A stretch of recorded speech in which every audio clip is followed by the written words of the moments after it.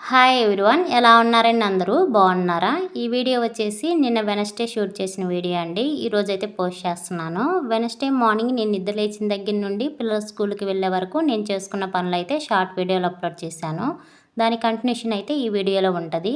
అలాగే ఈరోజు నేను పూజ గదిని డీప్ క్లీనింగ్ ఎలా చేసుకున్నాను అనేది కూడా మీతో అయితే షేర్ చేసుకుంటాను. వీడియో చాలా ఇంట్రెస్ట్గా ఉంటుంది. ఎక్కడా స్కిప్ చేయకుండా లాస్ట్ వరకు చూడడానికి ట్రై చేయండి. పిల్లల స్కూల్కి వెళ్ళాక నేను వాషింగ్ మిషన్కి వేయాల్సిన బట్టలు వాషింగ్ మిషన్కి వేసి వాషింగ్ మిషన్ అయితే ఆన్ చేశాను. అలాగే పిల్లల యూనిఫామ్ ఇడిచినవి ఉన్నాయి. అవి అయితే హ్యాండ్ వాష్ చేయడానికి సర్ఫ్ వాటర్లో నానబెట్టి కిచెన్లోకి వెళ్ళాను.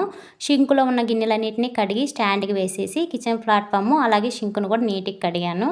ఇంక ఇల్లంతా చిమ్మేసుకున్నాను. బయట వరండా కూడా చిమ్ముకుంటున్నాను.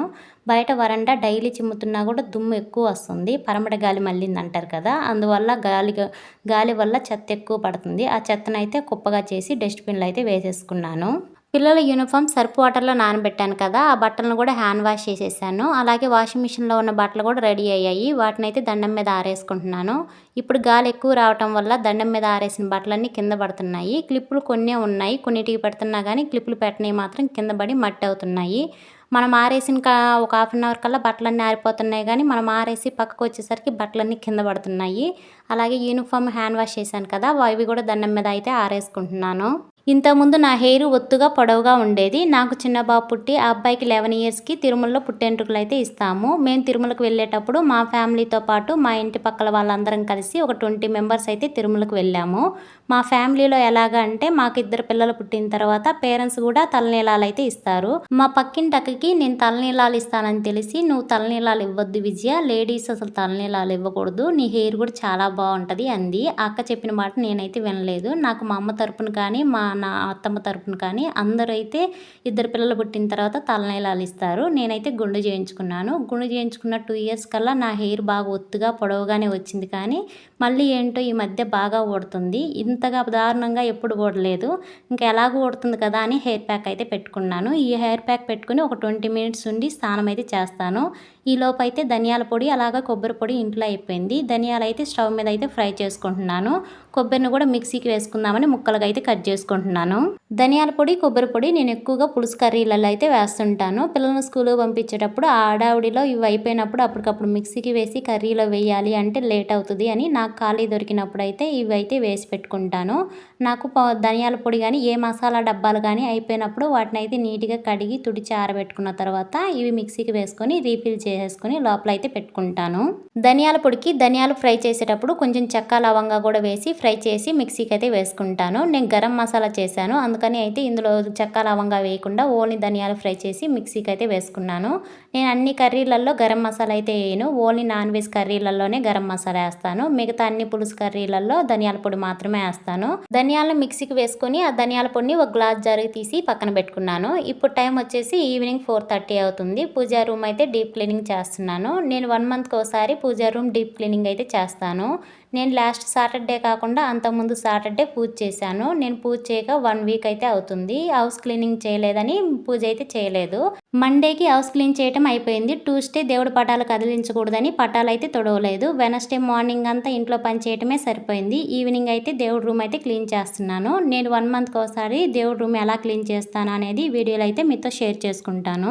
దేవుడి పటాలకు పెట్టిన పూలు ఆకులను తీసి ఒక కవర్కి వేస్తాను. నేలపైన ఒక ఉతికిన క్లాత్ వేసి క్లాత్ పైన దేవుడి పటాలను పెడతాను. పూజకి వాడిన ఐటమ్స్ ఉంటాయి కదా, హారతి ప్లేటు, గంట, అలాగే దీపం కుందులు, వాటన్నిటిని కడగటానికి ఒక ప్లేట్లో తీసి పక్కన పెడతాను. ఆ సెల్ఫ్లో ఉన్న కవర్ని ఆ పేపర్ని తీసేసి ఆ సెల్ఫ్ని ఫస్ట్ పొడి క్లాత్తో తుడిచి తడి క్లాత్ అయితే నీట్గా తుడిచి ఆరిన తర్వాత కొత్త పేపర్ అయితే వేస్తాను. దేవుడి రూమ్లో వాడే పేపర్లని సపరేట్గా ఉంచుకుంటాను. ఆ పేపర్లు ఇంక వేటికి యూజ్ చేయను. ఆ రీలు వాటికి సపరేట్గా అయితే ఉంచుకుంటాను. ఇంకా తర్వాత దేవుడి పటాలు అయితే క్లీన్ చేయడానికి ఫస్ట్ అయితే ఒక గిన్నెలో మంచి వాటర్ తీసుకొని ఉతికిన క్లాత్ ఉంటుంది కదా, ఆ క్లాత్ని అయితే ఈ వాటర్లో ముంచేసి దేవుడి పటాలని ఫస్ట్ అయితే తడి క్లాత్తో తుడిచిన తర్వాత పొడి క్లాత్ అయితే తుడుచుకుంటాను. ఫస్ట్ ఇంక అన్ని దేవుడి పటాలని తుడిచి పక్కన పెట్టేసుకుంటాను.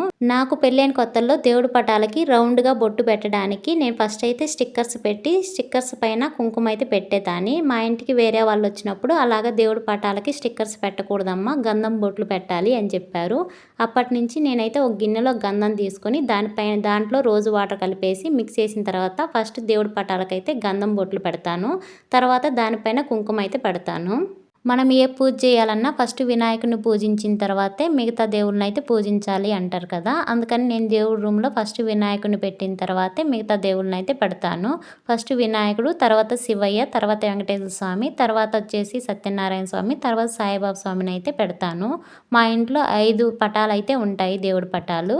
అలాగా దేవుడి పటాలు సెల్ఫ్లో సర్దేసిన తర్వాత ఇక్కడైతే పూజ సామాన్ అయితే క్లీన్ చేస్తున్నాను. నేను పూజ ఐటమ్స్ క్లీన్ చేయడానికి శనగపిండి, కొంచెం పెరుగు, కొంచెం లెమన్ జ్యూస్ పిండేసి వాటితో అయితే క్లీన్ చేస్తాను. ఇప్పుడు ప్రజెంట్ మా ఇంట్లో శనగపిండి లేదు, పెరుగు లేదు, లెమన్ ఉంది. కానీ ఇంకా ఇప్పుడైతే సబీనాతో అలాగే పీతాంబరితో అయితే క్లీన్ చేస్తున్నాను. ఫస్ట్ ఒక ప్లేట్లో కొంచెం పీతాంబరి, కొంచెం సబీనా వేసి వాటితో అయితే క్లీన్ చేస్తాను. అసలు పీతాంబరితో క్లీన్ చేస్తుంటే చాలు కొంచెం ఘాటుగా అనిపిస్తుంటుంది నాకైతే. మీకు ఎలాగ అనిపిస్తుందా కామెంట్ చేయండి. ఈరోజు పూజ ఐటమ్స్ క్లీన్ చేసేవి కొన్నే ఉన్నాయి. ఆల్రెడీ ఒక సెట్ అయితే క్లీన్ చేసినవి ఉన్నాయి. వాటి మీద పసుపు నీళ్ళు అయితే చల్లుదాంలే అని వాటిని అయితే క్లీన్ చేయలేదు. వాటికి క్లీన్ చేసి పక్కన పెట్టేసి ఆ ఫ్లోర్ కూడా క్లీన్ చేసేసుకున్నాను. చిన్న చిన్న దేవుడి విగ్రహాలను కూడా నీట్గా క్లీన్ చేసేసుకొని ఆ తడి అంతా తుడిచేసుకొని గంధం బొట్లు అయితే పెట్టేసుకొని రీఅరేంజ్ అయితే చేస్తున్నాను. ఇంకా సర్దేసిన తర్వాత మిగతా పూజ ఐటమ్స్ కూడా నీట్గా తుడిచేసుకొని గంధం బొట్లు అయితే పెట్టుకొని దేవుడి రూమ్లో అయితే పెట్టుకున్నాను. ఈరోజు అయితే పూజ చేయలేదు కానీ క్లీన్ అయితే చేశాను. ఇవి వచ్చేసి విత్తడి కుందులు. మా హస్బెండ్ బ్యాచులర్గా ఉన్నప్పుడు కొన్నాడు. చిన్న చిన్నగా ముద్దు ముద్దుగా భలే ముచ్చటగా ఉంటాయి. నేను నార్మల్ డేస్లో ఈ విత్తడి కుందులతో అయితే పూజ చేస్తాను. మామూలుగా సాటర్డే ఫ్రైడే అయితేనేమో వెండి ప్రమిదలలో దీపం అయితే పెడుతుంటాను. ఈరోజు దేవుడి పటాలకు పెట్టడానికి పూలు లేవు, అందుకని పూజ అయితే చేయలేదు. దేవుడి రూమ్లో దేవుడి పటాలు తుడవటానికి వాడిన క్లాత్లను అయితే నీట్గా ఉతికి ఆరేసుకుంటున్నాను. అలాగే మార్నింగ్ ఉతికి ఆరేసిన బట్టలన్నింటినీ ఇప్పుడైతే ఆరాయి. వాటిని ఫోల్డ్ చేసి సెల్ఫ్లో పెట్టేసుకున్నాను. ఈరోజు డిన్నర్లోకి ఇంకా కర్రీ ఏం చేయలేదు. మార్నింగ్ చేసిన దొండకాయ కర్రీ అయితే కొంచెం ఉంది. అలాగే అందులోకి చపాతీ చేద్దామని పిండి అయితే కలుపుతున్నాను. నేను చపాతీ చేద్దామని గోధుమ పిండి గిన్నెలో పోసేలోపు మా చిన్న బాబు ఆకలి అవుతుందని కిచెన్లోకి వచ్చాడు. చపాతీ చేసేసరికి కొంచెం లేట్ అయింది నాన్న, రైస్ పెట్టానా అంటే పెట్టమని చెప్పాడు. మార్నింగ్ వండిన అన్నము అలాగే కర్రీ ఉంది, ఇంకా కలిపి చిన్న బాబుకి అయితే పెట్టాను. ఈరోజు ఈవినింగ్ స్నాక్స్ ఏం చేయలేదు, అందుకు ఆకలేసి ఉంటుంది. ఎప్పుడో మధ్యాహ్నం 12కి తిని ఉంటారు. ఇప్పుడు దాకా ఏం తినకపోతే పాపం ఆకలేసిద్ది కదా. ఆ అబ్బాయి అంతటికి అబ్బాయి తింటానని చెప్పాడు. ఇంకా నేనే కలిపి పెట్టాను. అబ్బాయికి పెట్టేసిన తర్వాత ఇక్కడైతే గోధుమ పిండి అయితే కలుపుతున్నాను. మా పెద్ద బాబు అయితే స్నానం చేసి వచ్చాడు. ఇంకా చిన్న బాబు కూడా స్నానానికి వెళ్ళాడు. వాళ్ళు వచ్చేసిన తర్వాత వాళ్ళ చేత హోంవర్క్లు అయితే చేయించాను. నిన్న మా పెద్ద బాబు ఆ అబ్బాయి డైరీలో హోంవర్క్ చూసి కంప్లీట్ అయితే చేశాడు. నేనైతే హోంవర్క్ ఏముందని చూడకుండా సైన్ అయితే పెట్టాను, చేసేస్తాడులే అని. ఈ రోజు అయితే తెలుగు ఇన్కంప్లీట్ అని డైరీలో అయితే రాసి పెట్టారు. నేను పిల్లలకి చెప్పాను, మీరు హోంవర్క్ రాయటం అయిపోయిన తర్వాత అది నాకు చూపించిన తర్వాతే డైరీలో సైన్ పెడతానని చెప్పాను.